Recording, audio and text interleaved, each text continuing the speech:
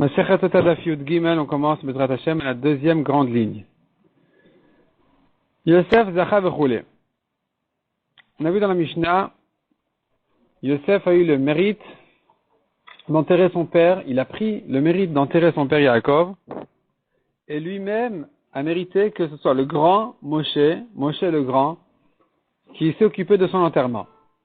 On voit ici donc Mida Keneged Mida. Kadosh Baruch Hu lui a donné mesure pour mesure, de même que lui qui était plus grand de tous ses frères, il était le roi, c'est lui qui s'est occupé de l'enterrement de son père, de la même manière, il a été traité, son enterrement s'est fait à travers Moshe, donc qui était le roi d'Israël.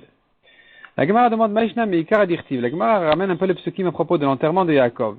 Maïshna en quoi est différent Meikar le début, à l'aller, quand ils sont partis d'Égypte en Israël pour enterrer Yaakov. Donc on sait bien, Yaakov était descendu en Égypte pour voir son fils Yosef. Il est niftar là-bas, ils l'ont ramené avant l'esclavage d'Égypte, ils l'ont ramené en Israël, parce qu'il les a fait jurer de l'enterrer en Israël, à Meharat Amarpela. Donc, Yosef l'a pris, il est remonté d'Égypte avec le cercueil de Yaakov, et il a été accompagné de tous les Égyptiens importants, et de sa famille bien sûr, qui ont accompagné donc Yaakov à son enterrement. Mais on voit une différence dans les psukim entre l'aller de l'Égypte en Israël, c'était encore Canaan à ce moment-là, et le retour de Canaan à l'Égypte. Quelle est la différence? La Gemara demande Maïshna Miikar, en quoi est différent le début à l'aller? Dirti Vayal Yosef Ikbor et Aviv, Yosef est monté pour enterrer son père. Vayalou Ito Kolav de Parov et Gomer, et sont montés avec lui tous les serviteurs de Paro, Vehadar, Vechol Bet Yosef, Vechav Bet Aviv. Puis ensuite, après les serviteurs de Paro, la famille de Yosef, ses frères et la famille de son père. Donc tu vois que d'abord, les Égyptiens, les serviteurs de Paro étaient mis en avant par rapport à la famille de Yosef, qui étaient après eux, qui sont venus après eux, ou qui étaient derrière eux à l'enterrement de Yaakov. Ou Maïshna les Basaf, alors qu'au retour, quand ils sont retournés de Canaan pour revenir en Égypte, Dirtiv, là-bas c'est écrit, Vayashav Yosef Mitzrayim Ahu Ve'echav. Donc Yosef est retourné en Égypte, lui et ses frères.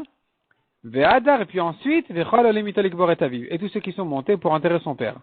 Donc tu vois qu'à l'aller, il y avait Yosef avec les Égyptiens, et ensuite la famille de Yosef. Au retour, Yosef était avec sa famille, et ensuite les Égyptiens. Amar Rabbi Yochanan répond la Gemara. Batrilat Shelor Obich Vodan Shel Israël. À l'aller, il ne reconnaissait pas encore l'importance, l'honneur d'Israël, l'onagu ben kavod. Donc ils ne leur ont pas accordé cet honneur-là de priorité. Donc les Égyptiens se sentaient plus importants que la famille de Yosef, c'est pour ça qu'ils sont mis en avant, ils ont laissé la famille de Yosef derrière eux. Ou le Bassof, mais au retour, quand ils ont compris, à l'occasion de cet enterrement de Yaakov, ils ont vu de qui il s'agit, à qui ils ont affaire. Chez Raoub Bichvodan, ils ont vu l'honneur de cette famille-là, Nagu Ben Kavod, donc ils leur ont accordé cet honneur-là, de leur donner, les mettre en avant, leur donner priorité. C'est pour ça qu'au retour, il y avait déjà Yosef et sa famille, puis ensuite derrière, les Égyptiens. Dirtiv, comme on voit dans le Pasuk. Vayavou ad Goren Atad.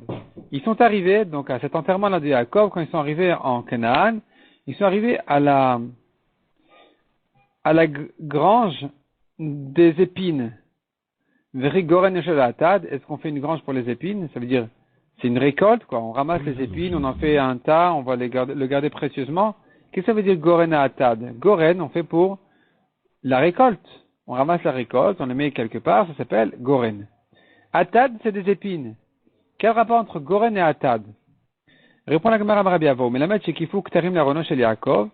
On apprend de là qu'ils ont entouré le cercueil de Yaakov avec des couronnes que Gorenze, comme cette grange-là, chez Makifim le Atad, qui est entourée d'épines pour la protéger, pour surveiller la grange, le blé. On l'entoure d'épines de manière à ce que les bêtes ne viennent pas à manger, par exemple, ne viennent pas à s'en servir. Et donc, quelle était l'histoire ici? Le cercueil de Yaakov était entouré de couronnes, comme cette grange-là qui est entourée d'épines. Qu'est-ce que ça veut dire? Sheba Ubne Esav Ubne Ishmael Ubne Ketura.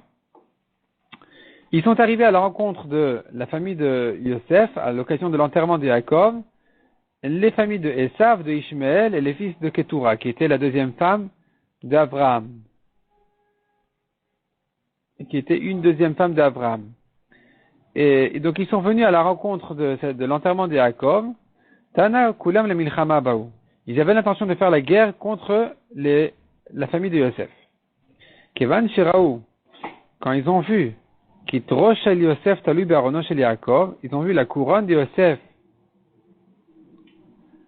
Quand ils ont vu la couronne de Yosef qui était posée sur le cercueil de Yaakov, natlu kulan kitrehen utlaum be'arono shel Yaakov.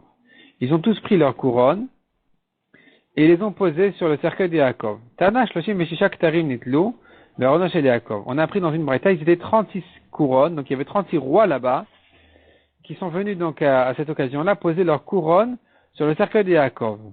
Donc ils ont vu la grande importance de Yaakov, les Égyptiens en voyant la grande importance de Yaakov, le grand kavod qu'il méritait, et c'est pour ça qu'au retour ils ont mis d'abord la famille de Yaakov, puis ensuite ils sont mis derrière. Mais ils ont fait là-bas un grand misped sur Yaakov, Qu'est-ce que ça veut dire misped gadol vekaved, grand et lourd, meod, très lourd? Tana afilu susim afilu chamorim.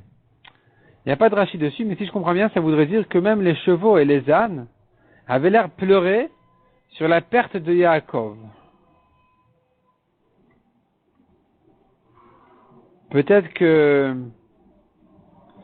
ils les ont peut-être un peu affamés pour qu'ils pleurent et qu'on ait l'impression qu'ils pleurent sur Yaakov. Ça m'étonnerait un peu, quand même, c'est un peu du Tarb al-Echaim. Peut-être que d'une manière ou d'une autre, on avait l'impression qu'eux aussi pleuraient la perte de Yaakov. Kevan Shegiu la Meharat Amarpela. Une fois qu'ils sont arrivés à Meharat Amarpela, donc c'est la Meharat Amarpela, c'est là où ils devaient enterrer Yaakov, ils ont eu un problème. Ils voulaient leur rentrer là-bas, mais qu'est-ce qui s'est passé à ce moment-là? Ata Asav Kamerakev. Est venu Esav, donc le jumeau de Yaakov. Il est venu, du haut de son vieil âge, et donc il avait 147 ans, et il a empêché l'enterrement de Yaakov. Amar Elen, il leur a dit, Mamre Kiryat Arba Yechevron. Il est écrit à propos de Meharat Amarpela, c'est l'endroit de Mamre, Kiryat Arba, qui est dans la ville de Chevron. Pourquoi Arba? Vamar Rabbi Yitzchak, Kiryat Arba Arba Zugot Ayu.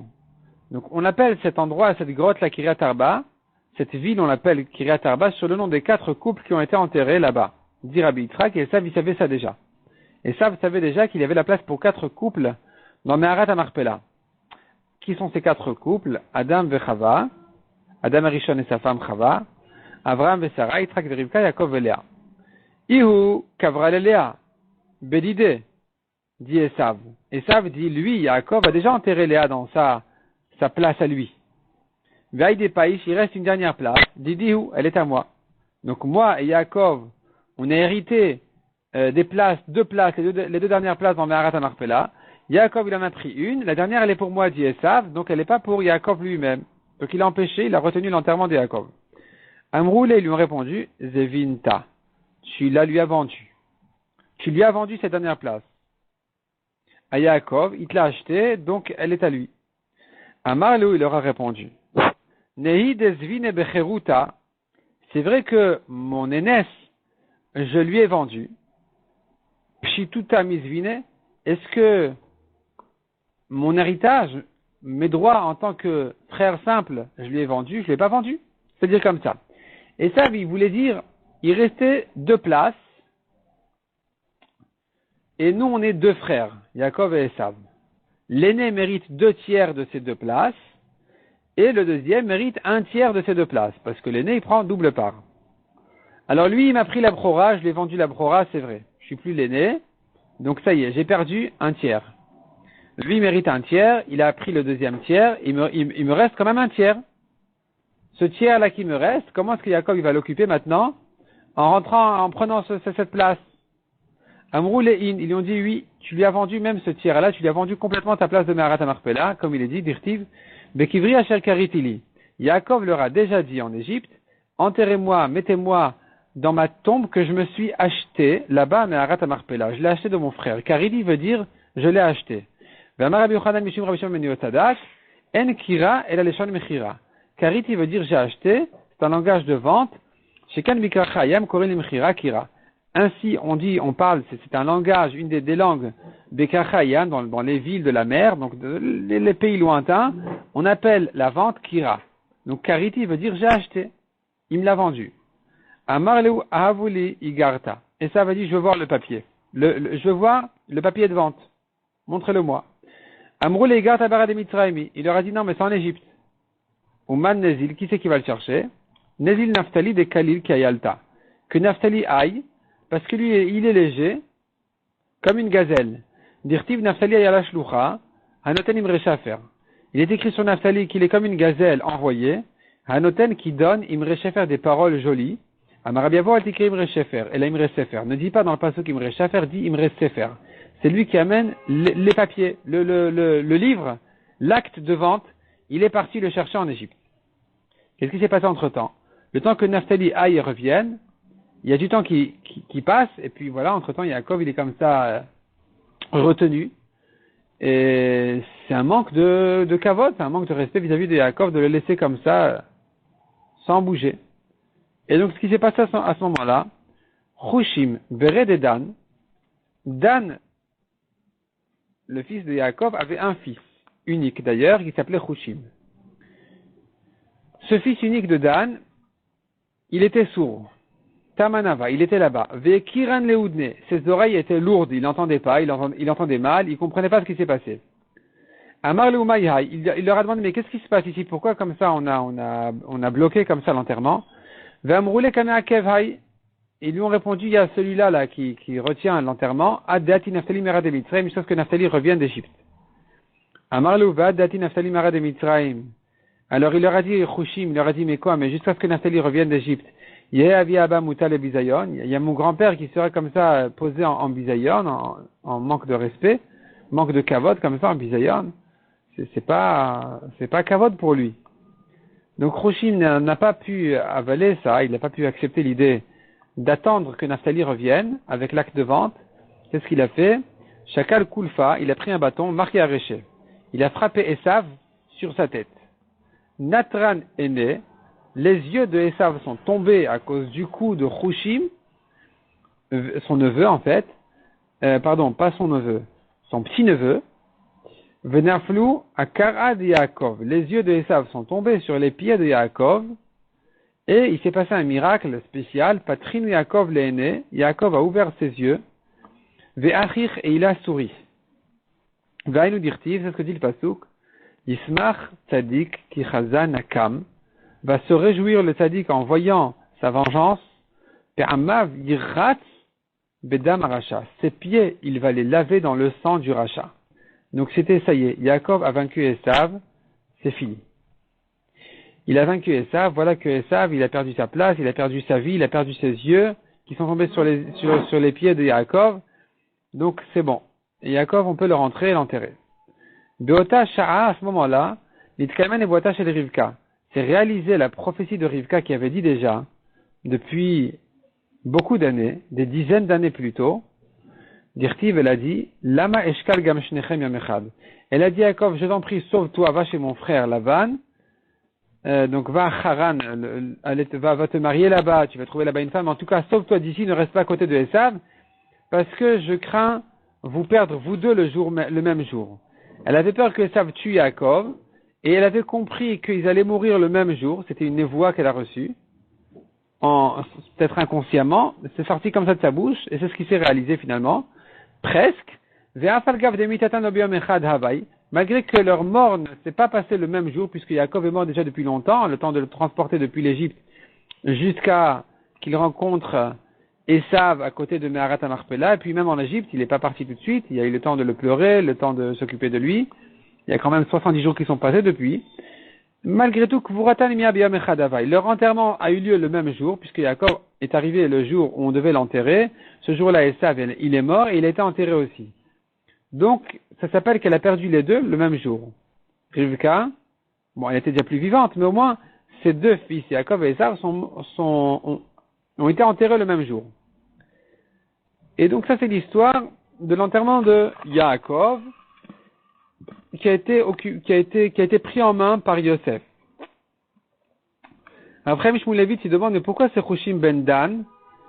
qui a réagi ici. Il y avait tellement de Chachamim, il y avait les fils, tous les fils de Yaakov, et il y avait Yosef lui-même, et il y avait les petits-fils, et personne n'a réagi ici, sauf Rushim Ben Dan, c'est le seul qui est venu, qui a donné un coup à Esav pour terminer son histoire. Pourquoi personne d'autre n'a réagi? Il répond Rav Chaim Shmulevitz, on voit de là un Yesod. Quelqu'un, il s'habitue petit à petit au mal. Il se passe quelque chose de mal, il prend des mauvaises, petit à petit, ça rentre dans sa tête et dans sa conscience, il s'habitue à l'idée d'accepter quelque chose qui ne va pas. Et donc, ici, ils ont vu, il y a comment, Esav qui commence à discuter, c'est à moi, c'est à lui, Bechor, pas Bechor, vendu, pas vendu, on va chercher l'acte de vente, etc. Petit à petit, s'habitue à l'idée que Yaakov attende, qu'il soit comme ça, laissé en attente le temps de trouver l'acte de vente. Alors que Hushim, il n'a pas fait partie il n'a pas entendu tout ce développement des choses. Il a pris en un coup que voilà, Yaakov il est bloqué à cause de ce rachat qui attend l'acte de vente. Et puisqu'il n'a pas eu le temps d'accepter de s'habituer à l'idée, c'est pour ça que c'est lui, celui qui a réagi. Comme quoi il faut faire attention de ne pas commencer même à s'habituer à l'idée du mal. On voit aussi Chava avec le serpent, il lui dit oui, Hachem t'a dit de ne pas manger de tous les fruits du Gan Eden. Elle a dit non, tous les fruits on peut, mais il y a un arbre qu'on ne peut pas manger ni toucher. Et il continue, elle dit non, ah bon toucher? Ah bon, tu veux pas toucher? Si tu veux, viens, je te montre que tu peux le toucher, tu vas pas mourir. Il a poussé sur l'arbre et c'est comme ça qu'elle en est arrivée à la Vera. Comme quoi il ne faut pas commencer du tout les discussions avec le Yetzirah et le mauvais côté. Revenons à notre Gemara. Yosef, donc finalement, c'est lui qui s'occupait de l'enterrement de Yaakov, comme on a vu. La Gemara dit, mais pourquoi c'est Yosef qui s'occupait de lui? Est-ce qu'il était abandonné par ses autres fils, Yaakov? Ve'ilo, asak be Yosef. Si Yosef ne s'était pas occupé de lui, Echav lavou me askebes, que ses frères ne seraient pas occupés de Yaakov, ve'activ, or il est écrit, Vaïsou otobanavar takenan, ils l'ont transporté, ses fils l'ont porté en Eretz Kenaan, en terre de Canaan. Donc tu vois qu'ils se sentaient responsables aussi de l'enterrement de Yaakov. Donc pourquoi c'est Yosef qui l'a pris? Amrou, ils ont dit, pourquoi ils ont laissé Yosef s'occuper de lui? Parce qu'ils ont dit, Hani chulo, laissez Yaakov entre les mains de Yosef, kvodo bemelachim yoter mi bediotot. C'est ça son kavod, qui sont enterrés par des rois comme Yosef, plus que par des simples comme nous. Et donc, on revient donc à la Mishnah, on a vu, Milanu Gadol mi Yosef Vechulé, qui était plus grand que Yosef, qui a été enterré par Moshe, le roi d'Israël. Ça, c'est mesure pour mesure. Lui, le roi, s'occupait de Yaakov, et il a été enterré par Moshe, le roi d'Israël. Tanu Rabbanan. Et là, on va rentrer donc dans l'histoire de l'enterrement de Yosef. Kama Chalivot mitzvot al Moshe Rabbeinu. Viens et vois combien sont précieuses les mitzvot pour Moshe Rabbeinu. Chez Kol Israël Kulan Itasku Babiza. Tout Israël sont occupés du butin. Donc ils allaient sortir d'Égypte, et donc ils allaient prendre la richesse d'Égypte pour partir avec. Veu, de lui Moshe, nitasek les mitzvot. Il a cherché les mitzvot, l'enterrement de Yosef.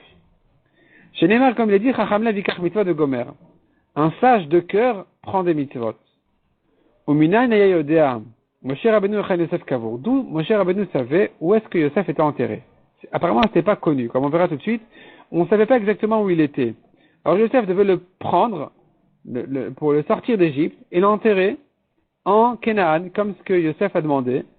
Donc Moshe, devait prendre Yosef, le repérer, le prendre et le ramener en Canaan, puisque Yosef les a fait jurer de ramener ses ossements, de ramener son corps en Canaan. Amrou, on dit, Serach Batasher Nishtayram Oto Ador. Celle qui est restée de cette génération-là, c'était Serach, la fille de Asher. Elle était restée de la génération de Yosef, de Yaakov, et elle connaissait donc l'histoire exactement de l'enterrement de Yosef, où il était, où se trouvait son cercueil. Ça se dit qu'il y a encore 2 arrière-petits-fils de Yaakov, donc 2 petits-fils en fait de Yosef, qui connaissaient Yaakov, qui étaient les fils de Ménaché, Machir et Yair, les fils de Ménaché. En tout cas, Yair, c'est sûr que c'était le fils de Ménaché. Et lui, donc, il est né du temps de Yaakov. Et pourquoi on ne lui a pas demandé pourquoi on a dû chercher Serach Badasher? Surtout que lui, eux, Machir et Yair ben Menaché, ils étaient des petits-fils de Yosef, donc certainement ils devaient savoir pourquoi ils devaient aller chercher chez Serach bat Asher. Voyons Tosfot, Serach bat Asher nishtayra moto ador tema, valo Machir et Yair ben Menaché, noldu bime Yaakov. On a pourtant Machir et Yair ben Menaché qui sont nés déjà du temps de Yaakov, vayumi baya haaretz, et ils étaient vivants encore à ce moment-là puisqu'ils sont rentrés en Israël. La Maloshe à la Moshe, pourquoi est-ce que Moshe ne leur a pas demandé où se trouve le cercueil de Yosef, ve'em ayum ibne banav shel Yosef, surtout qu'ils étaient les petits-fils de Yosef. Yesh lomar. Chez Soda Geoula Nimsar les Serach. Le secret de la Geoula a été transmis à Serach bat Asher. Kedeita le Pirkei de Rabbi Eliezer, comme on voit dans la Braïta de Pirkei de Rabbi Eliezer, Vekevan Sheba Moshe, Halchou Ziknei Israël Etzla. Une fois que Moshe est venu annoncer qu'ils allaient sortir d'Égypte, ils sont allés, les anciens d'Israël, chez elle, chez Serach bat Asher, et puis chez Kvan Yirshelu les Debnei Ephraim, car ils ont déjà vu l'erreur des fils d'Ephraim, la tribu d'Ephraim qui sont sortis avant le temps, chez Asou Shloshim Shana Lifnei Haket, ils sont sortis 30 ans trop tôt, et ils ont été frappés par les Pelishtim.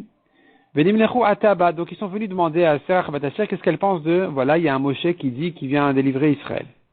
Amra Alem, elle leur a demandé, Malashon Amar Lachem, HaMoshi Azeh, quel est le langage qui vous a dit, ce Moshia, ce délivreur? Amroula, ils lui ont dit, le langage qu'il nous a dit, c'est pas Kod, pas Kadeti. Hachem a dit, je me souviens de vous. Donc, c'est un souvenir plus que souvenir théorique, c'est un souvenir pratique. Ça veut dire, je me souviens de vous pour vous délivrer. Amra la mimken, huhu. Elle leur a dit, si c'est comme ça, si c'est ça, les mots qu'il vous a dit, c'est lui justement, le vrai Moshia, celui qui est venu vraiment vous sortir d'Égypte, et c'est le moment. L'écart halach gam Moshe etzla. Donc, puisque ils ont compris que c'était Serach bat Asher qui connaissait le système de la Geulat Mitzrayim, c'est pour ça que Moshe aussi s'est adressé à elle pour lui demander où se trouve Yosef. Mitosef et Rabbi. C'est un Tosfot du maître de celui qui a ramené ce Tosfot ici. En tout cas, revenons à la Gemara. Donc, ils ont dit, Serach bat Asher nishtayr amrou. Serach bat Asher nishtayr moto ador. C'est elle, Serach bat Asher, qui était restée de cette génération-là. Alach Moshe tla amarla. Moshe est allé la voir, il lui a demandé, Klum atyodat echan Yosef kavour. Sais-tu où est enterré Yosef? Amra lui a répondu, Aaron shel matechet asulo Mitzrayim. Les Égyptiens lui ont fabriqué un cercueil de métal. Ukva'u benilus hanahar. Et ils l'ont mis dans le Nil, dans le fleuve du Nil, ils l'ont mis dans l'eau, pour qu'il coule dans l'eau. Et pourquoi ils voulaient qu'il soit là-bas? Kedeshit barchum emav. Pour que les eaux du Nil se bénissent. Parce qu'ils n'ont pas de pluie là-bas en Égypte. Et jusqu'aujourd'hui, je pense qu'il n'y a presque pas de pluie là-bas. Même à Eilat, il paraît qu'il y a très très rarement de pluie. Donc c'est encore au nord de l'Égypte. Et donc ils n'ont pas de pluie là-bas. Et donc, ils arrosent leurs champs avec l'eau du Nil qui monte de temps en temps et qui rentre dans tous les champs. Et ils font des chemins, des petits canaux pour le Nil pour qu'il rentre là-bas. Donc, quand il monte, de temps en temps, il remplit les canaux d'Égypte dans leurs champs pour arroser les champs. Et donc, ils ont besoin de bracha spécial d'eau. C'est pour ça qu'ils ont mis Yosef dans l'eau. Alors Moshe va al sfat Nilus. Moshe, donc, il devait se repérer Yosef quelque part dans le Nil, mais où? Il s'est tenu là-bas à côté du Nil. Amar il lui a dit, Yosef, est arrivé le moment où Kadosh Baruch Hu a juré de vous délivrer. Est arrivé le moment d'accomplir la chevoie, le serment que tu as fait jurer Israël de ramener ton corps en Canaan. Si tu te montres, tant mieux. Sinon, on est propre de ta chevoie, on n'a plus besoin de s'occuper de toi. Miyad tzafarono shel Yosef. Tout de suite, a flotté le cercueil de Yosef. Au mot de Moshe, il a flotté, il est revenu. Ve'al titma ech barzel taf. Ne t'étonne pas comment du fer peut flotter. Chez Arektiv, car on voit un miracle comme celui-là, bien plus tard, bien après Moshe, c'est un miracle qui a été fait par Elisha Hanavi. L'histoire là-bas était, un des élèves de Elisha, il a perdu sa hache. Vaya echad mapil hakora. un homme donc qui frappait la poutre, le bois, Vetabarzel nafal la main vegomer. Et il y a le fer qui est tombé à l'eau. Et donc il s'est plaint, il est venu voir Elisha, il a dit mais qu'est-ce que je fais? Ah Adoni, malheur, mon maître, Veu Shaoul, je l'ai emprunté. Qu'est-ce que je fais maintenant pour rendre ce fer-là que j'ai emprunté? Vayamer Isha Elohim, Ananafal. Alors le Navi, le prophète Elisha lui a dit où est tombé le fer? Vayar où est Amakom? Et son élève lui a montré l'endroit. Vayiktov et, il a coupé un bois, Vayashler Shama, il a jeté là-bas, Vayitef Barzel. Et le fer a flotté, et c'est comme ça qu'il a récupéré. Valodvarim Kalvachomer. On pourrait apprendre de l'un Kalvachomer. Uma Elisha Talmido Shel Eliyahu, Veliyahu Talmido Shel Moshe. Si déjà Elisha, qui n'était que l'élève de Eliyahu, qui était lui-même un des élèves de Moshe, qui a pris donc la Torah de Moshe. Pas un élève directement, mais c'était un élève de la Chochma de Moshe. Taf Barzel Mipanav, et voici que le fer a flotté devant lui. Mipne Moshe Rabbeinu lachat kama vechama. Kalvachomer que devant Moshe Rabbeinu le fer peut flotter. Et c'est comme ça que donc Moshe a pu récupérer le cercueil de Yosef. Rabbi Nathan Omer, Rabbi Nathan dit non, il n'était pas dans le Nil. Bekabarnit shel melachim ayakavur. Il était enterré dans des enterrements des rois d'Égypte. Alors Moshe vamad al karbanit shel melachim. Moshe s'est tenu à côté de ces cercueils-là des rois d'Égypte. Et il ne savait pas repérer celui de Yosef. Amar, il a dit, Yosef, Yosef, est arrivé le moment que Kadosh Baruch Hu a dit, je vous délivre. Est arrivé le moment d'accomplir la chevoie que tu nous as fait jurer de te transporter. Si tu te montres, tant mieux. Sinon, on est propre de ta chevoie. À ce moment-là, a tremblé le cercueil de Yosef. Netalo Moshe vevio etzlo. Moshe l'a pris, il l'a ramené chez lui. Donc, il l'a pris chez lui. Point. Vecholotan shenim shayu Israël amidbar. Et donc, toutes les années où Israël était dans le désert, les 40 ans où ils étaient dans le désert, ils avaient avec eux le cercueil de Yosef. Ayushne aronot alalou. Il y avait les deux aronot, ils avaient avec eux deux aronot. Echad shelmet, un qui était celui de Yosef, le cercueil de Yosef, Vechad. Et le deuxième Aaron, c'est Aaron shel Shrina. C'était le Aaron de la Shrina, où se trouvaient les Luchot, les tables de la loi, qui étaient dans le Aaron, et qui allaient devant eux, pour tracer leur chemin dans le désert. Et ils allaient ensemble l'un côté de l'autre, mais Alchin Zeimze, ils allaient ensemble l'un avec l'autre, Vayovrin Veshavin Omrim, et les passants demandaient, Mativan Seshne Aaronot Alalou, c'est quoi ces deux Aaronot là? Amrou, on leur disait, Echad Shelmet Vechad Shel Shrina, un c'est le mort, et l'autre c'est la Shrina. Et qu'est-ce que fait le mort à côté de la Shrina? Amrou, on leur répondait, on tourne la page, Yud Gimel Amud Bet, qui yem ze kol ma shekatuv bazeh. Celui-là a accompli tout ce qu'il y a écrit dans celui-là. Dans ce Aaron, il y a la Torah, et ce mort-là, Yosef, a accompli tout ce qui est écrit dans la Torah. Donc il mérite d'avancer à côté du Aaron de la Torah.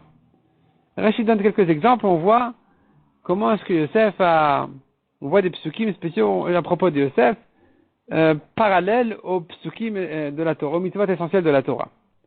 La Gemara revient donc maintenant sur notre Mishnah, on voit que Kadosh Baruch Hu a mesuré mesure pour mesure. Moshe s'est occupé de Yosef. Pourquoi Moshe doit s'occuper de Yosef? Veilo asik be Moshe. Si Moshe ne s'était pas occupé de l'enterrement de Yosef, Israël avoue mi askebe. Est-ce qu'Israël ne se serait pas occupé de lui? Véactif, pourtant Israël n'ont pas rejeté leur responsabilité sur Yosef. On voit bien, il est écrit, Vedatumot Yosef Asher Elu bnei Israël et Mitzrayim kavru b'Shrem. Le corps de Yosef que les fils d'Israël ont ramené d'Égypte, ils ont enterré à Shrem. C'est-à-dire, une fois que Moshe il est niftar dans le désert, eh bien, les bnei Israël sont occupés de son enterrement.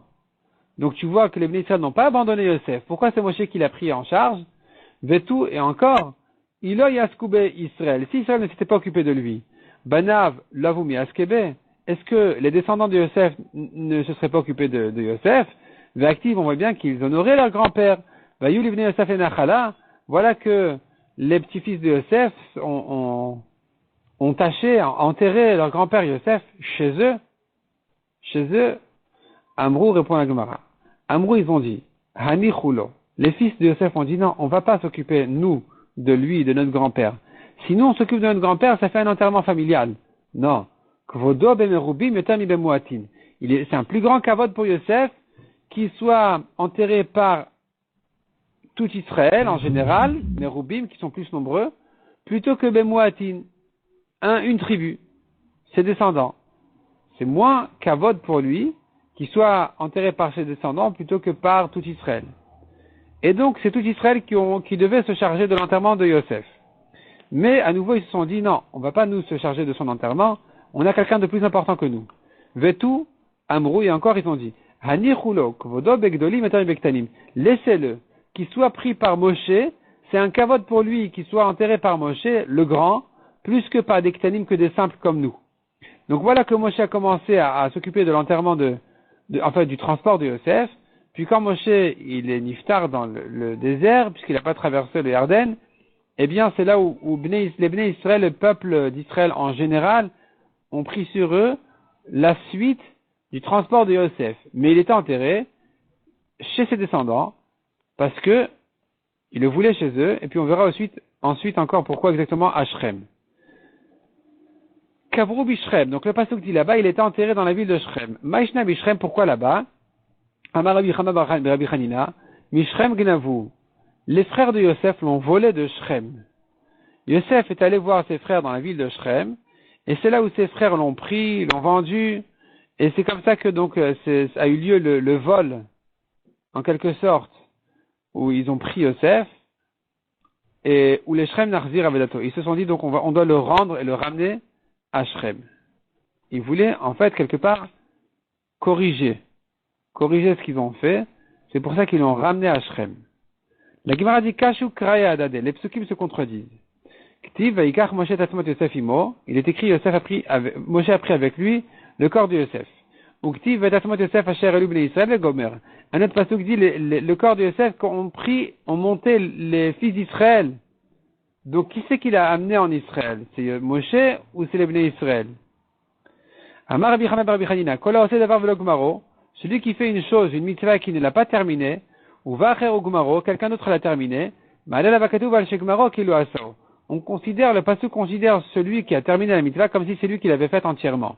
Donc puisque Moshe n'a pas pu terminer la mitzvah de l'enterrement de Yosef, puisque finalement ça a été fait par les Bnei Israël, c'est pour ça que les Bnei Israël qui ont terminé son transport et qui l'ont amené en Israël, on considère comme si c'est eux qui avaient fait cette mitzvah. Le pasuk dit, ils l'ont amené en Israël, ils l'ont monté en Israël. En Canaan. Rabbi Lazar Omer Afmoridin Otomik Dulato. Rabbi Lazar dit c'est plus grave que ça encore. Quelqu'un qui n'a pas terminé une mitzvah, s'il pouvait la terminer, eh bien, il perd sa grandeur. Pour Moshe, c'est pas le cas parce qu'il pouvait pas la terminer. Mais quelqu'un d'autre qui aurait pu terminer une mitzvah qu'il a commencé, il perd sa grandeur, son importance. Dire-t-il comme on voit à propos de Yehuda. Yehuda a commencé à sauver Yosef en disant on va pas le tuer, vendons-le aux Égyptiens, etc. Il aurait pu le sauver jusqu'au bout et le ramener à Yaakov. Il n'a pas terminé sa mitzvah. Il a commencé à le sauver, mais il n'a pas terminé. Et donc on voit qu'il a été puni sur ça. Dirti vaï baetaï vaïred Yehuda. Yehuda est descendu, c'est-à-dire que, alors qu'il était le roi de ses frères, en voyant ses frères la peine de Yaakov, suite à la vente de Yosef, ils ont dit à Yehuda, mais c'est toi qui as commencé. Tu nous as dit, ne le tuez pas. Si tu nous avais dit de le rendre à Yaakov, on l'aurait rendu. Tu as commencé ta mitzvah, tu l'as pas terminé, et donc ils l'ont descendu de son poste, de sa royauté. Il n'était plus roi des frères de ses frères. Rabbi Shimon ben Nachmani Amar Afkover Ishto Ubanav. Non seulement quelqu'un qui commence une mitzvah qui ne la termine pas, il perd de sa grandeur, mais en plus il enterre sa femme et ses enfants. Comme on voit à propos de Yehuda toujours, Dirtiv Vatamot Batsu Hachet Yehuda Vegomer, Yehuda a perdu sa femme, Uktiv et ensuite ses enfants, Vayamot Erveonan, il a perdu ses enfants Ereonan. Amar Abuda Amarav, Mipnema Nikra Yosef Atzamot Bechayav. Pourquoi Yosef s'appelle Atzamot, les ossements, le squelette de son vivant? Il a dit, vous transporterez mon squelette. Il était encore vivant. Pourquoi il a été puni de s'appeler Atzamot, un squelette, de son vivant déjà? Parce que il n'a pas fait une mecha'a, il n'a pas empêché un déshonneur pour son père. Des Kam relève des Cha'avinu. Quand ses frères lui ont dit ton serviteur, notre père, avant de savoir que c'était lui Yosef, ils sont venus chez le gouverneur égyptien et il les a pris pour des espions, soi-disant. Ils lui ont dit non, il y a notre serviteur, ton serviteur, notre père qui nous a envoyés, etc., etc. Il a 10 enfants. Ils lui ont dit à chaque fois, Avdecha Avinu, ton serviteur, notre père. Velo amar lo velo mideh. Il les a pas empêchés de parler comme ça. Et donc il était puni de s'appeler Atzamot de son vivant. V'amar Ravida amar Rav itamar Rabbi Chama bar Rabbi Chanina. Il a dit Ravida au nom de Rav ou bien Rabbi Chama bar Rabbi Chanina. Mipnema met Yosef kodam le'echav. Pour quelle raison Yosef est mort avant ses frères? Il était presque le dernier de sa famille. Et c'est le premier qui est décédé. Mipne sheini gaton b'rabanut. Parce que il s'est comporté comme un roi. Et celui qui se comporte comme un roi, il perd de sa vie. On voit d'ailleurs les rois du temps les rois d'après David n'ont pas vécu longtemps. Ils ne sont pas restés longtemps rois parce que la Gemara dit ailleurs, Arabanut mekaberet et be'alea. C'est-à-dire quelqu'un qui se comporte comme quelqu'un de roi, qui domine, etc., il perd de sa vie. Yosef urad mitzrayma. Yosef a été descendu en Égypte. Amar Rabbi Elazar, adikre urad el haorid. Ne lis pas dans le passage, il a été descendu, mais il a descendu. Qu'est-ce qu'il a descendu? Chez Horid itztagline paromik du latan. Tous les interpréteurs de rêves égyptiens qui sont venus interpréter les rêves de Paro, et ils sont tous trompés. Il n'y a que Yosef qui a eu raison, qui a su les interpréter correctement. Donc quand Yosef est arrivé, ils ont tous perdu leur importance. Il les a tous descendus. Potiphar seris Paro. Potiphar a acheté Yosef. Potiphar saris Paro. La Gemara explique, Amarav sheknao leatzmo. Potiphar a acheté Yosef en voyant sa beauté physique. Potiphar a acheté Yosef pour fauter lui-même avec Yosef. Il voulait avoir des rapports avec Yosef, donc il a acheté comme esclave. En fait, en réalité, c'est parce qu'il voulait fauter avec lui. Et donc, ici, tout de suite, Akadosh Baruch Hu, il a envoyé un malach pour s'occuper de Potiphar, Ba Gavriel ou Piro. Gavriel est venu, et il a abîmé complètement les parties de Potiphar, de manière à ce qu'il ne touche plus Yosef. Ce qu'il ne touche pas Yosef. Mais il caractère Potiphar, on voit bien dans les psukim un remèze à ça. Au début, c'est écrit Potiphar, ou Bassof Potifera. Potifera, ça vient du mot Piro, qui veut dire il l'a abîmé complètement. Et la Mishnah qui conclut et qui dit, Milenu Gadali Moshe Vechoulet. Donc, Moshe qui était le plus grand d'Israël, qui s'occupait de Yosef, qui est plus grand que Moshe, qui a été enterré par Akadosh Baruch Hu. C'est mesure pour mesure. Vayomer Hashem Elai Ravlach. Il est écrit dans le pasuk à propos de Moshe. Hashem m'a dit Ravlach. C'est grand pour toi. Moshe a demandé à Hashem de rentrer en Israël. Hashem a refusé. Il a dit Ravlach. Pourquoi ce mot Ravlach? Amar Rabbi Levi berav biser. Moshe a repoussé la demande d'Israël par le mot Rav. Il a dit, la Gemara va expliquer tout de suite, donc berav bisrou, lui qui a repoussé Israël en leur disant Rav, on a repoussé sa demande aussi par le même terme de Rav. Berav Bisser, où est-ce qu'on a vu que Moshe a utilisé le mot Rav pour repousser la demande de la famille, en fait, de Korach? Rav Lachem. Il leur a dit Rav Lachem, Ben Levi, c'est trop pour vous, vous demandez trop.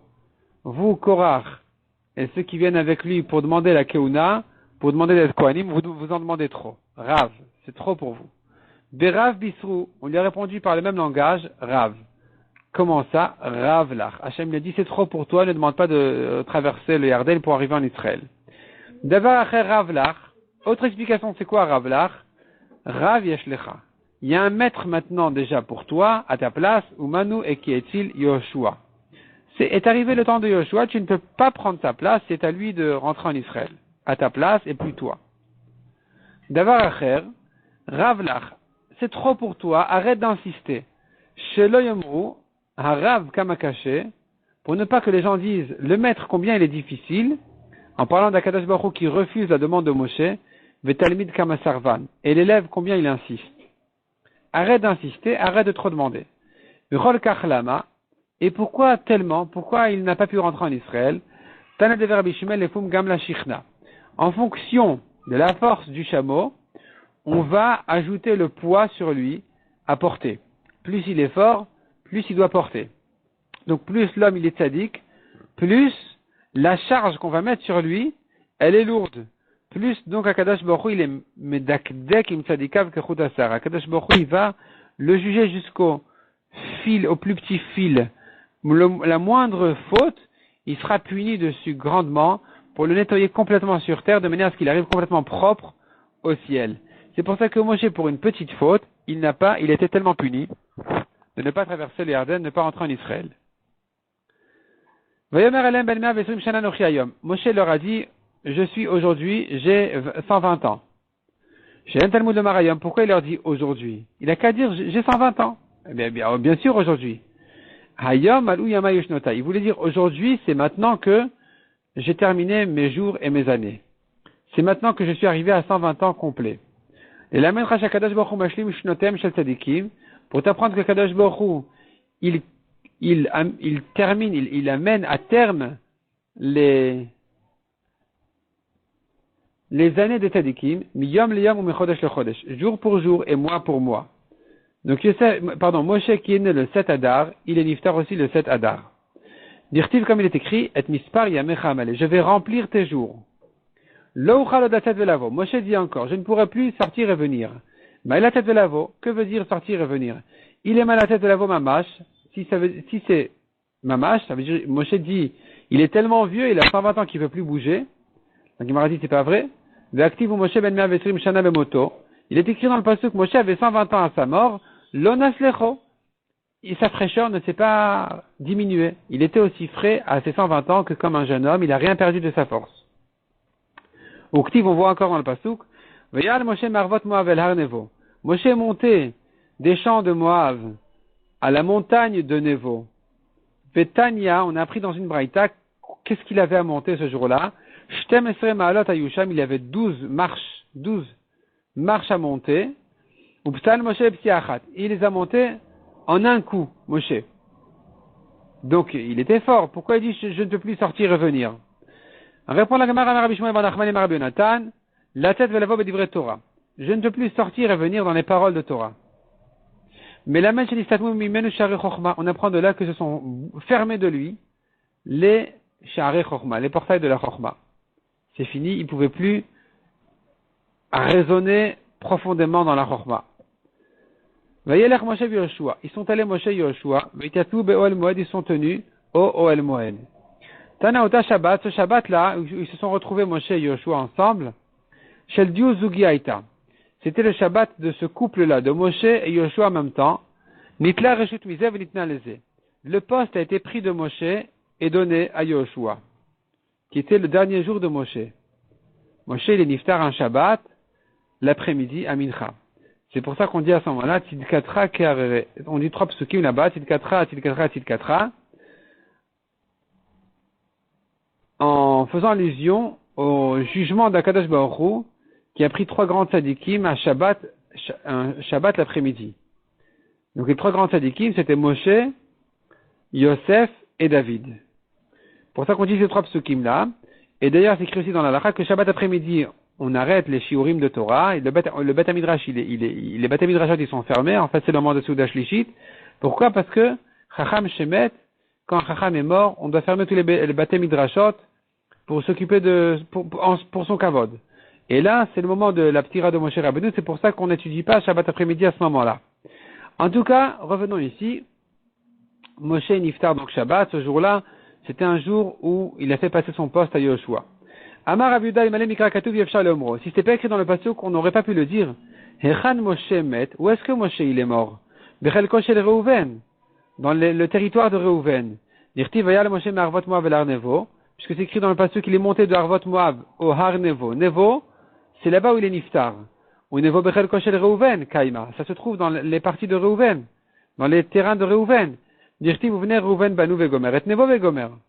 Les fils de Reuven ont construit telle et telle ville, et aussi Nevo. Vechal Moshe Kavour, et où est-ce qu'il était enterré? Bechel Koshel Gad, il était enterré chez Gad. Dirti, Vaya Reshit Lo Vegomer, là-bas c'est écrit en parlant de Gad, il a mérité que Moshe soit enterré chez lui.